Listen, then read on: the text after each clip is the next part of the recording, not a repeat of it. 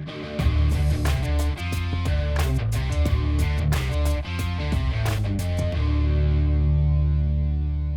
morning and welcome to Old Man Energy. I'm your host, Flint Anderson, and with us today is Anthony Nelson Jr. You still go by Ant? Yeah, I love go that. by Ant. Most unique name I think I've had out of all my guests. It was like, do I call him Ant? Do I not? Does he really want to be called that? I don't know. If you guys remember back in episode 58, he was with us back at the beginning of the year, was just getting started, shared a lot of his story, a lot of his background. And man, this guy has been busy this year. I've had him back, and I like to do some comparison between where you were and what you're doing now and what's changed. Got some fun questions to ask you. And I mean, let's just spend some time talking about what we're doing, about fatherhood, about coaching, about accountability, speaking, whatever it brings up. You feel free to say whatever you want.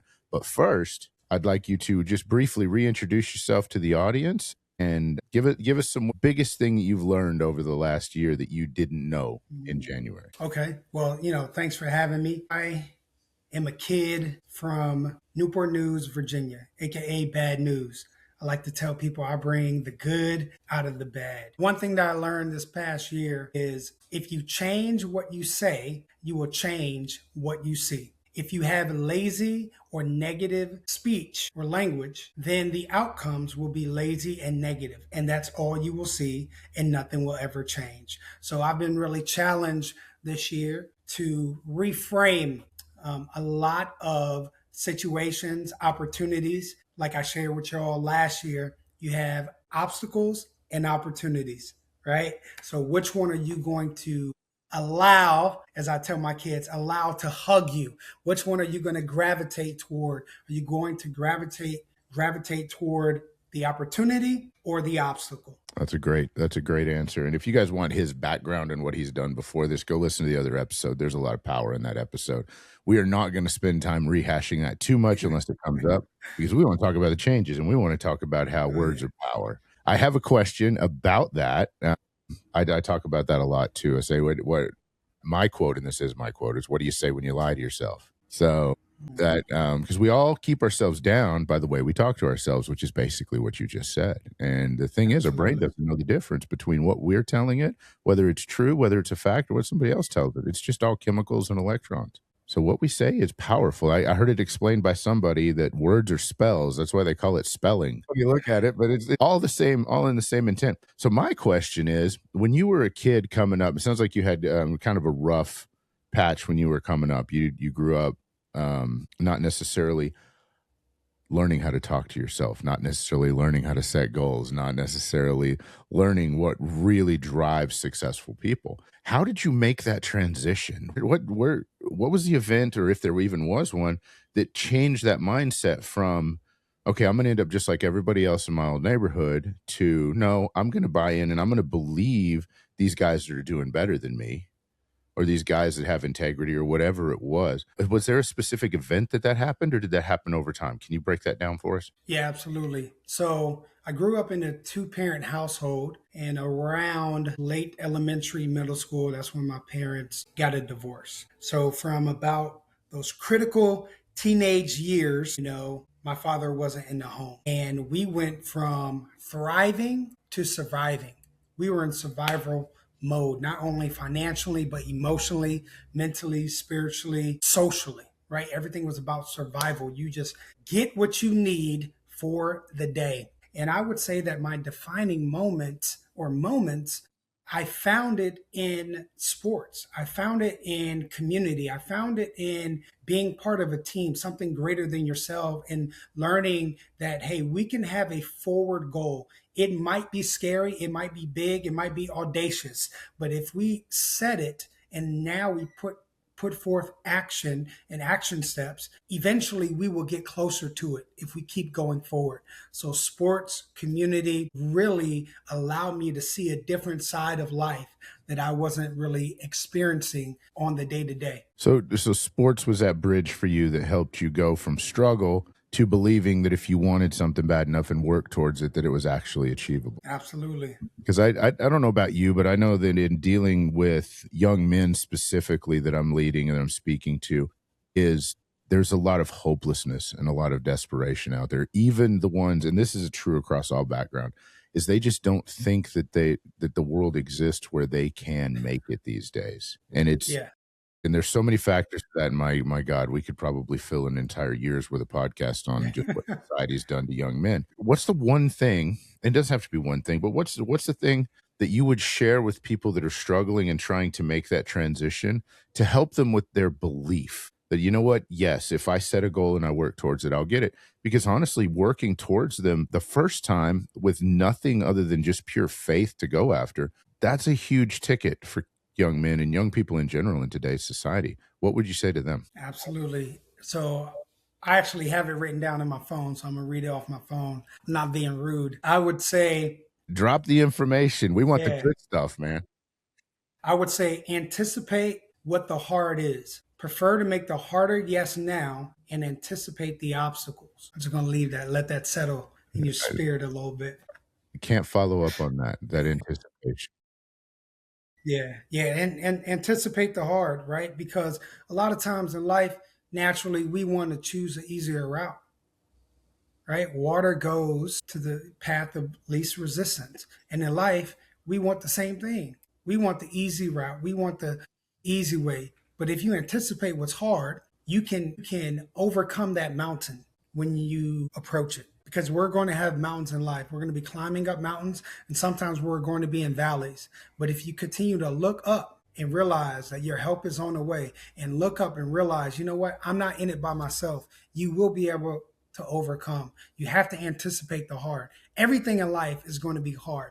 It's either going to be hard now or it's going to be hard later. You have to choose your hard. Well, I'm exceptionally talented. I was hard back then. Now it's still hard. We got plan for that one. It's a different type of hard now. Yeah, yeah, definitely.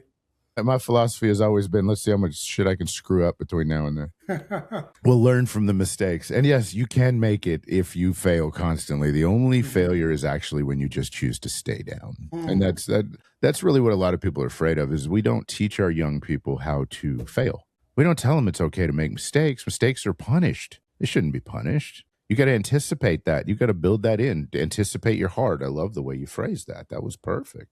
And if you Yeah. prepare for it, it doesn't make it any easier when you smack your knees in your face when you fall down. But you do at least go, well, I figured this was going to happen. Let's get up and keep going. Yeah. Whenever it, Yeah. go ahead. No, please fill Yeah, it in. And I'll ask the absolutely. next question. We talked about this, before we hopped on. I coach girls high school flag football. We had a tournament recently, and I was telling the girls, I said, tell me how diamonds are made, right? Instead of going through the list of all the steps, I said, it's pressure. It is pressure. The right pressure will produce a diamond. Too much, it won't produce a diamond. Not enough, it won't produce a diamond. But pressure produces diamonds. So I said, look at pressure as a process to your promotion. Look at pressure as a process to your promotion. So then when the pressure comes, you realize, hey, it's here to make me better so that I can elevate, right? So I can achieve something. So the pressure is not a sign of your weakness. The pressure is a sign of your strength and what you have inside of you and what you have around you. And, really looking at it from that lens, I think would really help the young men and young women out there understand that, okay, I got a little pressure in life. I got a little pressure. So what is this pulling out of me? What's inside of me that is ready to deal with this pressure? And if I'm not ready to deal with it, who can I call on? Can I call on a mentor? Can I call on a big brother, a coach, a teacher, a pastor, a friend? Who can I call on face to face, right? To help me with this pressure. Because what I discovered, I was in the gym today, I was lifting weights, right? And normally individuals are in there, they're bench pressing, they're doing all that stuff. But every now and then you see somebody with a spotter. When you see someone with a spotter, it's typically because they are putting more pressure on themselves and they realize I need help. I just need a little bit. I can do maybe 80%, but I need that extra help. So the question is, when that pressure comes on you in your life, who can you call on? Who can you call on to help you lift that weight? My bad. I just get excited, man. No, man. It's Preach, a brother. preacher in me. I was called to be a preacher. I was actually raised to be a preacher. So there's times like, man, Yeah. that'd be fun. No, listen, you're channeling Tim Grover there. He talks about pressure is a privilege. And this man trained the greats, so he probably knows a little bit about what he's talking about. Oh yeah. And I can relate to your gym statement so much. Doing this new program in the gym. I don't know if you've been seeing on Facebook, but Oh it's yeah. I've been miserable. watching you. Oh my gosh, I was just like, okay, let's see, let's push ourselves a little harder these days. And when you're under that pressure, and the gym is a very physical manifestation of what we put ourselves through. Somebody that consistently goes to the gym, you can't fake a physique, you can't fake muscles, you can't fake strength. You had to earn that. That's why it's an immediate testament to discipline when you walk into a room. But what we forget is that when you get used to that pressure, the pain doesn't get any easier, but you do Right. learn to anticipate it and deal with it. And after a while, you know what the results are. So you start to like it. So as miserable as I've been, in my poster making that very apparent that I was sore as anything, but I was enjoying myself at the same time because I know what's on the other side of it. And that Mm, leads me to my next question for you. When we talked a year ago, you were all about being called to do. And I don't know if I was your first, but I was one of the first podcasts that you did. And you've mhm. done a ton since then, like 30, 35. Yeah. You've started coaching. I've seen clips of your speaking and just everything that you said during that time that you were called to do. Now you're all about accountability. And that's what you've been talking about the whole time we've been on here. And even beforehand is okay. We hold ourselves accountable. We hold other people accountable. So Mhm. where was that line for you from? Because a lot of people are called to do stuff and they don't do anything with it. But those of us that actually engage in it, well, there's a lot of power in that. You're living proof of that Yeah. right now. So where was that line for you that you switched from being called to saying, okay, whatever higher power it is you believe in, I'm all in. I'm just going to go for it. I have no idea if it's going to work or not, but this is what I'm supposed to do. So let's go figure it out. Where was that for you? So I got to a point where I was frustrated. I was frustrated because I felt like I was, on that hamster wheel. I'm just doing things and I'm not making any forward progress. So one day I was just praying, Lord, I don't want to keep doing this. I want to be productive. I want to do the things that you need me to do in this season. Help me identify the things that I need to do and help me to identify the things that I don't need to do.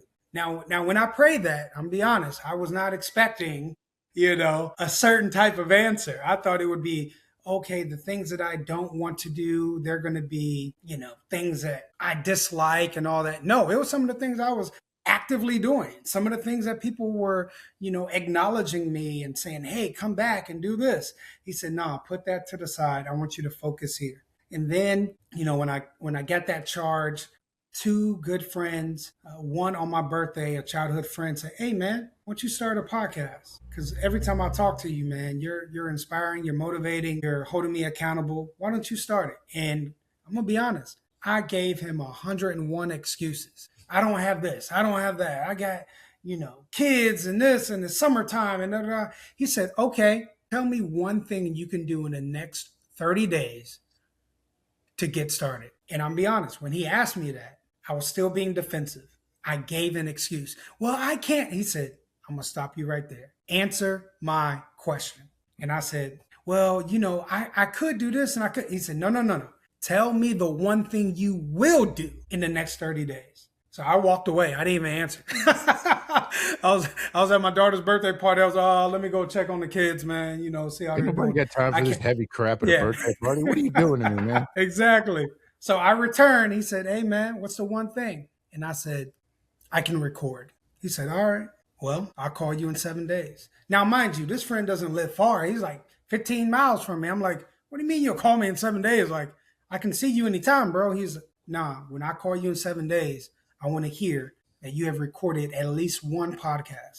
You've been on one podcast. You've done something. Something. And when he called, I was like, hey, man, I'm making progress. I've been on 2 podcasts. I've reached out. And he was like, all right, now it's time to do more. And those little check-ins just kept going, kept going, kept going, kept going. And I had another friend. He said, watch this YouTube clip. I watched the YouTube clip and it challenged me. As I was going through school, I learned in my psychology class. Now, some people might get a little upset on this, but hey, it's psychology, man. The numbers are out there. It said that wealthy people watch less TV. Poor people watch more TV than wealthy people, right? So I thought about that. I said, if I want to be wealthy or successful, I need to cut out TV. So what I did was reduce, I didn't go cold turkey, I'm gonna be honest, but I reduced the amount of time that I was watching TV. What that produced in 1 month was 25 podcasts. So instead of putting the kids to sleep and they're like, I'm gonna binge watch, I deserve this. I'm the daddy. I've been taking them to school. I've been doing this. I deserve to watch TV for an hour or two. Not doing that. Cut that out and look what it produced. And in doing that, I was also nominated for Air Force Veteran Podcast of the Year. I shared that with you, You did. earlier in the year. So because I put away TV, I was disciplined. My friend challenged me, right? Held me accountable, and I actually put action steps toward it. I like to think one of the rewards was like, hey man, you're nominated. I didn't win. However, I was nominated. The fact that I was nominated because someone challenged me, I didn't get offended. I allowed it to correct me because I knew they had their best interest for me. So what we really have to do, instead of some people say like, hey, I'm going to match their energy. They're being mean to me. They're being rude. They're being a jerk. I'm going to match their energy. What if instead of saying I'm going to match their energy, what if we had a culture of grace where instead of saying I'm going to match their energy, we say I'm going to match their grace, and you elevate them with grace. Just imagine what would happen. My friend called me 7 days later. I told him I recorded. Then after that, he called me 7 days after that. And he was like, tell me what's going on. Hey, I recorded some more. I did this. He said, I'm proud of you. What can I do to help? What if we had a culture of grace? Yeah, he was a little tough on me to get started, but he knew there was something in me that the world needed. And because of him, I'm here today. And that's accountability. And you know what? As stubborn and pig-headed as we are as adult males, we need accountability to each other, and it's up to us to hold each other accountable. Because if we can't hold each other and hold our peers accountable, then how are we Yeah, going to lead these young men coming up and hold them absolutely. accountable? And a lot of us don't have the guts, or just we're too tired to hold out. Well, I don't have that many friends. I don't want to offend them or anything else. I was like, what's the point of having a friend? I Yeah, mean, it's like, okay, that's an acquaintance who you're not doing anything. And I don't know yeah. about you, but the busier I get, and I'm getting this vibe from you, so I'm going to ask, the busier I've gotten over the years, the less time I have for not only television, but small talk in general. Like I'll be sitting in a group of people and they're literally talking about nothing. And it is so irritating. It's like, oh my God, this is such a waste of time. Let's talk about the good stuff. Are you working on anything exciting lately? What are we doing? Where are we going? So it sounds like you changed internally when that accountability started happening, but it took that one incident of your friend caring enough about you to push you just a little bit. And he actually sounded like he pissed you off a little bit because you walked away from him. Yeah. I was at my daughter's birthday party, man. Like, bro, we can have this conversation any other time, Yeah. you know? For those of you listening out there is no good time to have these conversations. The time it comes up is always the right time. Always Always. the right time. Say it right then when it comes into your head, because you may not have the Yeah. opportunity later. You know what? We don't know where people are operating from. They might need to hear it right then. I had a meeting a couple weeks ago with a friend of mine who's also happens to be a client, and he was down on himself and just he was having a hard time. He had all these systems in place, and he was missing just a couple of things. And the meeting was not for accountability. The meeting was just to see what's going on. We hadn't we've shared leads. We hadn't caught up with each other in a couple of weeks or a couple of months actually. So when he Mm. got done, I just looked at him and I'm like, okay, are you done feeling sorry for yourself? Do you want some suggestions on what you need to do? I mean, that's apparently what this breakfast was about. This is it. Now that one conversation has completely helped him turn around because somebody's willing to say what's really going on and then Mhm. ask what you're going to do about it. That's powerful. It really is powerful. The thing is, I respect, and I'm sure you do too, I respect men more that call me on my bullshit than the ones that don't. I mean, who wants weak friends? Who wants to surround ourselves with weak men who don't call a spade, who don't call ourselves out? So I'm proud of you for doing what you did. Um, I'm sure you get tired of hearing this too. Well, yeah, I'm thinking about starting a podcast. Oh wow, you got 35 episodes up or whatever it is. Yeah, I'm thinking about doing that too. I think I'm going to do this. I'm going to do that. I'm thinking about writing a book. I wrote a whole sentence today. It's like, Now, yeah, it's funny. It's funny you say that because going back to my friend at my daughter's birthday party, he was talking about the podcast. What I didn't mention was I felt convicted when he was talking. And here's why. He was like, hey, have you ever considered a podcast or, going on other folks' podcasts. And I was like, yeah, man, I had this conversation a year ago with X amount of friends, and here's the design and what I'm going to do. And he said, oh, really? A year ago? Huh? What have you done? And at that point, I realized, like, man, I probably should stop talking and start doing. I was like, oh yeah, I'm gonna do this, I'm gonna do that. And I left the birthday party and I kind of pondered on what he was talking about. And I challenged myself. I said, if I was in Omar's position and I heard a friend of mine say that a year ago he had this conversation with a group of people, and we're standing here a year later and nothing has changed, I would ask more questions. So when I took that perspective, it helped me to realize, like, hey man, what's going on? Like, how come you haven't moved in this direction? And most people would probably assume it was fear, but it wasn't. It was procrastination. That's really what it was. Being anxious about a future unknown. Well, what if I fail? What if I do this? What if I do that? Well, you don't know until you try, put it out there. So, and for those of you that have been listening the entire time, that is literally a restatement of what we talked about at the beginning of this episode. In pursuing goals without knowing what's going on. Half the time we procrastinate just because it's something new and it's uncomfortable. Granted, when we're in the middle of it, it's exciting and it's fun. And once we figure it out, oh, well, I'm good at this now. And wives, I'm not talking about that task list that we keep putting off for a year and then we go fix it in like 10 minutes. Most of the time we could have fixed it in 4, but we made it take 10 so you wouldn't be quite so mad at it. Now, you have, man, what is the name of your podcast? So here's the thing. The podcast got removed. It got removed. Removed from what? It got removed from all major platforms because I was using a podcast company. It was an up and coming podcast company, and they offered the world, right? Their business model wouldn't allow them to generate enough revenue to uphold all their promises.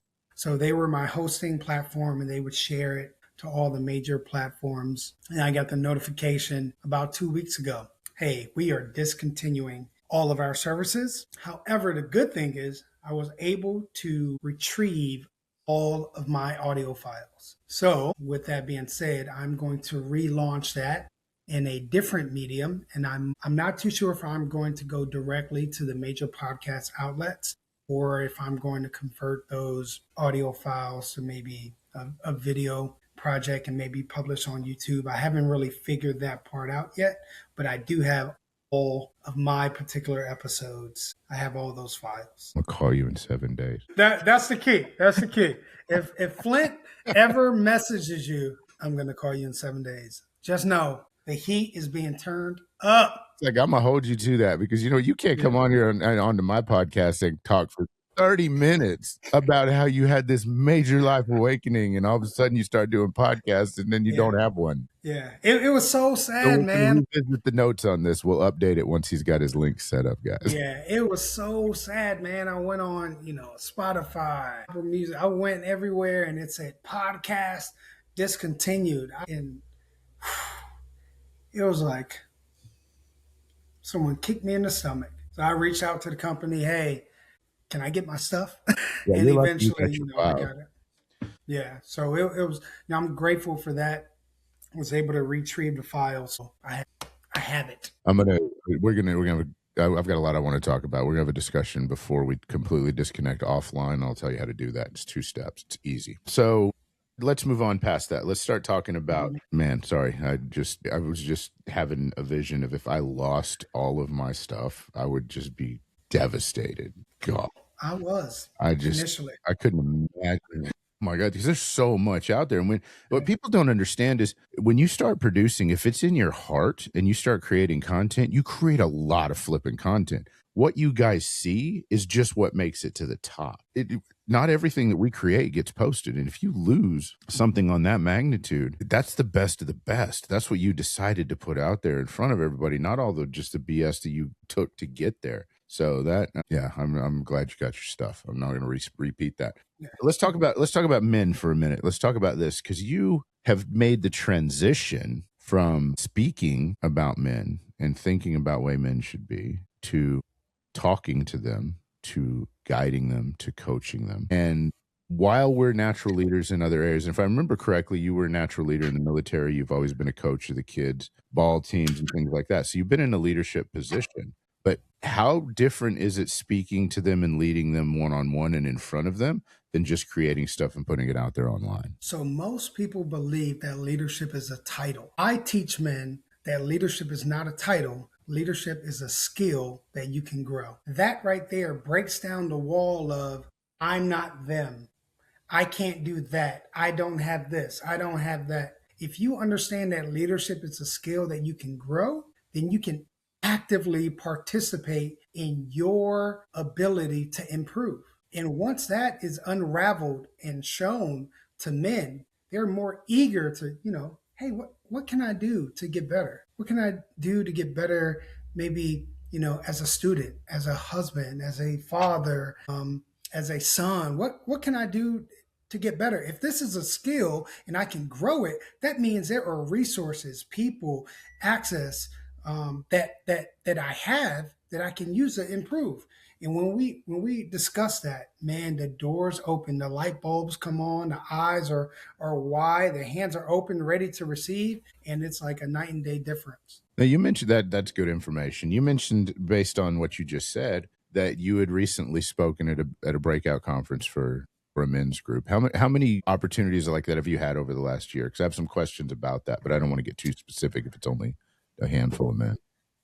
Yeah, over the last year, the major one that I did, we had a total of 101 men at that men's summit. I've also had the opportunity to kind of like MC different gatherings, if you will, men's gathering, entrepreneurship gatherings, kind of host that, and then have a lot of one-on-ones that were birthed out of that. I have two questions about that Okay. specifically. There's a wide enough audience, so I think you can answer these without. I don't want to violate anybody's privacy ever, but I think you got a wide enough audience you can answer these questions. In speaking with these men one-on-one, what reactions from them surprised you the most, were the most unexpected? Man, I remember I taught a breakout session about leadership. I had this young man approach me.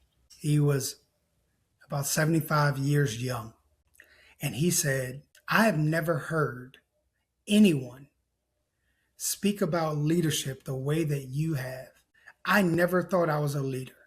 But today I realize that I am a leader and I have the ability to grow my leadership. Bro, I was done after that. I was like, I can just go home, go to sleep. I'm like, oh my gosh, like this man who was old enough to, be my grandfather is telling me this. So I'm like, man, God, I thank you, because this is not something that I've made up. This is lived experience. This is praying. This is communicating with other leaders and being mentored and guided and coached. Now I'm able to articulate this information and this message to a group of men that, again, he was over 70 years old. He never heard anyone encourage him. He never heard anyone tell him that he was a leader. He has at least 2 generations behind him. And now he has a perspective of, I am a leader. Do you know what that's going to do to his children? Do you know what it's going to do for his grandchildren? Man, he has that information and now he's living it out. Their lives are going to be better because now the light bulb is on with him. Because you had the guts to speak up. Absolutely. You and I live in this world. So we think that everybody's Facebook feed and their LinkedIn feed all looks like motivational people, coaches, speaking events, this and that. Point of fact is that it shows you what you do. So most people don't live in this world. So when we speak, sometimes, and I know with me, I'm like, man, I got to say the same message again, over and over again. It's like, haven't you got it by now? It's freaking everywhere. But you don't know who's listening for the first time, or maybe who's heard you 100 times, but finally they were mentally in a position for it to hit, which sounds like that's the case here. And that's power. But that's a huge amount of responsibility too, when somebody comes up to you, especially somebody you would look up to as a senior or as an elder, and go, whoa, thank you. You just gave me a piece of information that I've needed my entire life. Shoot, you're welcome. Yeah. Tell us some things that men in general will say privately that they'll never comment on publicly. Let's throw that out there so we can get some real discussions from these guys and let them know they're not alone. Whew, man, that's a heavy one. I did warn you. Yeah, you did. You did. Sometimes I hear a laundry list of excuses. Although the excuses sound valid, they are logical, rational, they're real things that they're dealing with, they often hide behind it because it sounds right. Well, I have a lot of kids and I have responsibilities at work and church or over here in the community. I have all these things. Everyone's fighting for my attention, so I can't focus on this. And it sounds good. But when I ask them, do you value, most of the time, within 2 seconds, they're like, yes. I was like, I don't think you do. Because if you valued you, then you would realize you're being spread too thin and you have the ability to say no. I taught a group of men, probably about 15 or 20, the power of no. The power of no. I say no is not a bad word. No is not a cuss word, right? No is a powerful word because when you say no to one thing, essentially you're saying yes to something else. Perfect example, a husband and a wife. When that husband says no to cheating, he's saying yes to valuing his wife, honoring his vows. So the power of no validates your yes. No is a complete sentence. It doesn't require explanation. It took Absolutely. me a long time to learn that. It really did. And we say it now flippantly because it's easy. I still struggle with it sometimes because there's some stuff I need to say no to that sounds really cool. Be like, oh, that'd be fun. I don't have time, but that would be fun. No. So, or then I want to explain it away, and all that does is weaken your position and give them the opportunity to think you're going to negotiate with them. You just say no, people can't do it. People can't negotiate. One thing that I've come across in guys opening up privately, there's been some consistent themes. Excuses are one of them, and that's probably the number one thing. And guys, I'm going to hurt your feelings here, so if you're weak, stop listening or fast forward about 30 seconds. Nobody gives a shit how hard you're working. They only care if you produce. Nobody cares about what almost happened. Nobody cares about what you think you're going to do. Results are all that matters. If you go to work, but you don't bring home a paycheck, the electric company does not take, well, I worked really hard this week. You need to actually produce something. That intimidates a lot of guys. And on the backside of it, they're looking for validation that they're doing a good job, but it has to come from their wife, their spouse, somebody that's important to them emotionally. And as guys, we don't really like to admit that. Number two, we just like to hear from our brothers every once in a while that we're all out there struggling and pushing together, that we all have similar issues, but we don't share them because as we get older, ships drift apart, we don't talk as much, and we don't spend as much time with one another because, it's just life. Life gets in the way. So what have you found in working with these guys that after the event, the bonding that happens? Now they know there's a better way. They've got these friendships. Is there any mechanism in place on your end or on these events' ends that helps foster that and continue that? Yeah, so community, man. Community. Two events that I can think of, they have a great follow-up system, a great system where they, get their contact information and they're communicating with them. It might be a week later, it might be strategically a week later, and then 30 days later, right? To just remind them, like, hey, you are not alone. We are in this together, and there are resources, right? One thing that I've learned is most men are one step away from their breakthrough. Because you got to remember, there was a time where Steve Jobs was one step away from releasing the iPhone. There was a time when Jeff Bezos was one step away from releasing and publishing Amazon. There's always that one step. So if men can realize, hey, I'm actually closer to my goal, I'm closer to thriving, I'm closer to overcoming than what I feel, man, that right there is like the jump off point, right? They can keep pushing, they can keep going. So what I try to do, I try to let men know, like, hey, you can connect with me on LinkedIn. I have a website now. You can connect with me on my website, and just really trying to build that community, man, because a lot of times it's just a quick check-in. Hey, bro, thinking about you. Or, in the world of social media, hey, man, I saw your post. Seems like you're doing good, man. Just want to reach out and just want to say that I'm proud of you, brother. Like, I've probably had about 10 messages like that in the past 2 weeks. Hey man, I didn't know you were working on a book. Hey man, congratulations, bro. Tell me where I can order. You know, like, hey man, I saw your post about this. Man, I never thought about it like that. Thanks. And then sometimes, again, sometimes we don't get that message. But the point is, I'm putting information out there. So I'm staying in front of the same people, right? I'm praying with, I'm warring with, blood, sweat, and tears. I'm in the thick of it with. I'm letting them know, man, I'm here. I'm here. You see the content. You know how to reach out to me, and we got things in place to support one another. The best thing that we can do for each other is love. I agree. Listen, and I'm going to add to that and say love. Love one another. I made it a point, and I make it a point to tell everybody I love them, because I love everybody at some point. It's like, man, and Yeah, we, as guys, we need to hear that, and we need to hear it from other guys. And absolutely. I mean, and me telling you that I love you, brother, is just as powerful as me telling my wife I love her, but it's totally different. But we need that. And we need to know that there's acceptance without judgment, and that if we do have an issue with somebody, that we trust them enough that they'll tell us. So, I mean, that last 2 minutes, we could probably ask about 50 questions of each other back and forth out of there. I got a couple, because I know we're running close on time here, but what's one belief that you've let go of, that you walked into all of this presence with, that you thought you knew about and you realized was either wrong or you realized wasn't important? Man, I got to think on that one. Hold on, man. You stumped me on that one. Man, only one? No, I'm joking. Hey, there's no rules. You can give us more than one. There's always One, something we one, think's important on the front side that just turns out to not matter at all. yeah. So going back to what I said earlier, right? Being busy. I was guilty of seeing my busyness as being productive. Being busy does not equal being productive. So my prayer was like, Lord, I want to be productive. Yeah.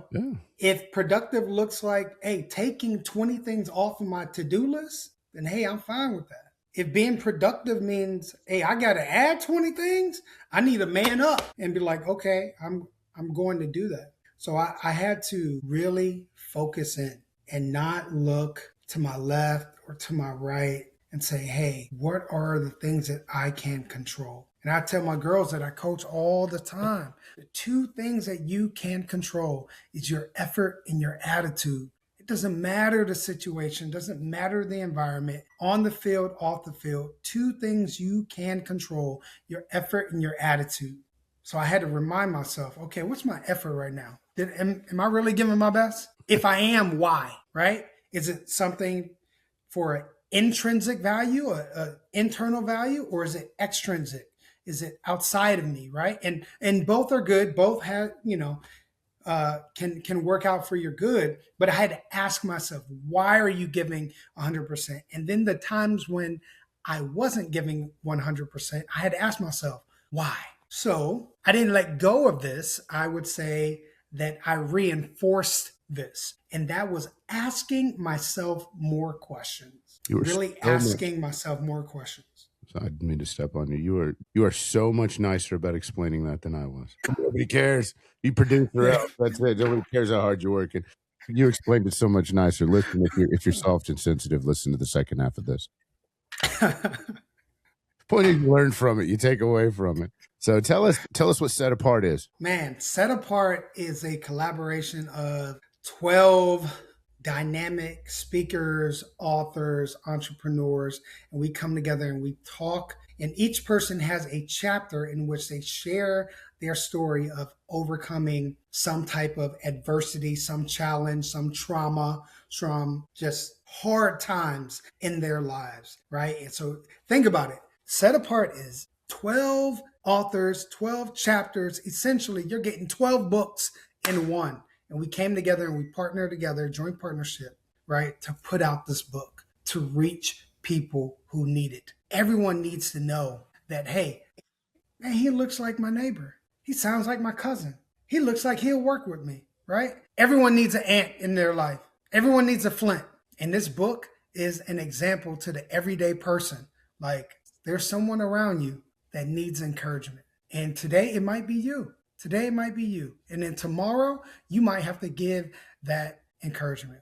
And Set Apart really allows the reader to tap into 12 different authors, their story, and see what they had to deal with and how they overcame by the grace of God. When is it going to be available? So it's available right now All on right. pre-order. Yeah, right now check the on links below. pre-order. You'll be able to pre-order it. We're gonna throw Yeah, that up there. man. That sounds like a lot of value. Yeah.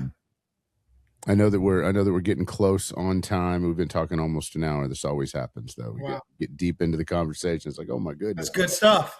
Good It is. stuff. It is. Got a couple of closers, but one thing I wanted to follow up on the belief that you quietly dropped, because I didn't want to leave it on something that we did wrong. I want to leave it on something. And dropping a belief doesn't mean you believe something wrong. It just means you were inexperienced. You didn't know what was important and what wasn't because you had never done it before. So there's that. What's one habit that's mattered to you over the last year more than you expected it to? One habit, man. You got some bangers today. This is what I do, man. This is where I Man. live. Hey, look, I was looking at my phone like, where's your notes? Where's your notes? But no, I can't scroll fast enough to get there. Well, you feel free to look it up. Go ahead. Yeah. I know, right? I don't know if you're going to have that anywhere. I don't know. We'll edit out the pauses, so don't worry about that. Yeah. So one habit that I really focused on over the past year, it's a saying that I really hold to. And it's that sometimes the miracle is in the instructions. Sometimes the miracle is in the instructions. You know, a lot of times we're praying for miracles, hoping for miracles, like, please, I just need something to happen. But a lot of times it's in your doing, right? As you're doing the thing, more answers come, right? More progress comes as you're doing the thing. As I was recording the podcast, other opportunities opened up. People were reaching out. Hey, man, are you aware of this veteran podcast award show? I think your show should be nominated. Send me your information, right? As I was speaking, other people came up. Hey, man, we have this leadership men's conference. Would you be available to speak? As I was hosting and emceeing, hey, man, would you be interested in a book collaboration? Like, as I was actively doing the things, then more came. And then my direction got clear. Okay, I need to do this. I need to stay away from this. Not that it's bad. It's just not for right now. So understanding that, just follow the instruction. There is a template for success, right? It really is. There's a template for success. And as long as we understand who we are, understand the importance of community and mentorship, we can get there a whole lot faster. Standing on the Shoulders of Giants. I think it's actually a book. No, that was good. And this off the top of your head. Okay, no phone. No Put phone. the phone down. No phone. Put the phone down. I want your heart. I want your heart on this one. All right. What's the one thing or anything that you wish somebody had warned you about that you would warn other people about? You are better today if you prepare for tomorrow. That's pretty deep. It's good though. You are better today if you prepare for tomorrow. So if we look into our future, because we don't know the future, if we look into our future, our created future in our mind, we borrow from that expected future. Hopefully we're expecting good things, right? A positive future. We look at that, we borrow from it, bring it into our today, then we'll be better prepared for tomorrow. That's what I mean when I say that. That's powerful. That is, yes. And you live that every day. Here's my perspective, and this is for those of you that are still with us after this hour listening to us talk. A lot of you've heard me say before, a goal is a dream with a date on it. And when I was up and coming and trying to figure out who I wanted to be and what I wanted to be in life, I went to successful people, ask them how they did it. Seemed like a pretty logical thing to do. Hey, I want to be successful. Like the guy signing the paycheck. This is an old, antiquated analogy, so y'all youngins don't make fun of me for it. The guy signing the paycheck, the guy sending the direct deposit has more money than the person receiving it. Let's leave it at that. I wanted to be that person. How do you do that? Well, you go and ask the guy that is doing it and find out. And without exception, every mentor I've ever had talked about dreams, and you got to plan what you want, and then you got to work for it. And I was always telling everybody, I'm like, give me the good stuff, man. I don't want to talk about this existential dreams and you got to figure out what you want. And then you got to picture it and you got to visualize it. And you need to go touch it and smell it and see it. And dude, shut up. Give me the good stuff. Tell me how many hours I need to spend at my desk and how I can get you. That's what I want to know. Well, it turns out that was asking them to be my boss, which I hated. I didn't want somebody to be my boss. And what I've found over the years is that is the good stuff. That's always been the good stuff. A goal is a dream with a date on it. What you've done in the last year and what you've established in the last year was all just concepts a year ago when you and I first talked. And you left that podcast, and I don't think the podcast had anything to do with it. It's just a reference at the point of time right now. But you left that podcast after declaring what you were going to do and just getting started. And you went out and did it. You believed that dream enough that you didn't care where that finish line was. You were just going to chase after it. And you're probably still not there. But if you look back at where you started from, you're a hell of a lot closer than you were. Men that stand up, draw that line in the sand, and say, I'm going to chase my dreams, I'm going to chase my goals, and I'm going to make as large of a positive impact in as many people's lives as I can while I'm doing it, are rare to say the least. And those that document it and share it with other people, their vulnerability, their failures, and their successes are rare indeed. And you are one of those men that I've invited back because I've watched that grow. And I want that to sink in, because I also want the audience to understand that this man never stopped following up with me asking for a referral and a testimony. And every time he'd ask for a referral or a testimonial, I got a list of what he'd done since the last time he asked me for a referral or a testimonial. And I got an update, and I got a video, and I got all this stuff. So in real time, I'm watching him grow. And I'm proud to have you back on here. And I would encourage anybody in your circle and in any of your events, anybody that you're impacting, that they can follow and they can trust you from what I know and what I've seen, that you will give them good advice and that you will lead people from the heart, which is what you're already doing anyway. So that being said, tell us what you're expanding on right now, what you're not going to be doing anymore over the next year. Let's hear some commitments on where you're going and what we can expect from you for the next year. Yeah. So I am a published author now. So I am pushing the book because I want the book to get into places that I can't access, right? So Nebraska is coming to you. Iowa is coming to you. I'm in, Tampa, Florida, On a so I totally can't be in unrelated Tampa. note, he's not allowed to go to Nebraska or Iowa for some reason. Don't look that up. So I can't be in two places at once, but I know this book can and will open up doors. So if there's any educators, administrators out there who really want their school and their staff to improve their social, emotional learning, emotional intelligence, leadership perspectives, and talks, please reach out, order a book, talk to me. This is what I do. I have a passion for it, and I really want the next year to be better than this year. I wanted to open up doors so that I can help be a solution to the problems for schools and teams and businesses who need information on communication, personalities, teamwork, team dynamics, right? I can communicate that and put it in a way that they understand and that makes sense. So I'm really going forward, being an author and a paid speaker. So I'm really excited about that. I think that's how we actually met, wasn't it? Going through speakers course. Yeah. I think that was a long time ago now that I think about Oh, yeah. Oh, yeah. Guys, if you want to connect with Anthony, you want to connect with me as always, and if you've made it this far, thank you very much. The links are below. Like, subscribe, smash the button, all the fancy buzzwords that everybody's saying, do it. You can follow me on all different social medias. I know that you can follow him as well. We're going to include that and look for the content coming out over the next year. I know I've taken a slightly different direction with the podcast. If you've been watching the last couple of weeks, you see I've really leaned heavily into parenting issues and specifically into children's issues, because I think addressing these men's issues as adults starts at home, and it's much easier to build boys than it is to mend men. So follow us, share this. If you've gotten some value from this conversation, share this with somebody that needs it.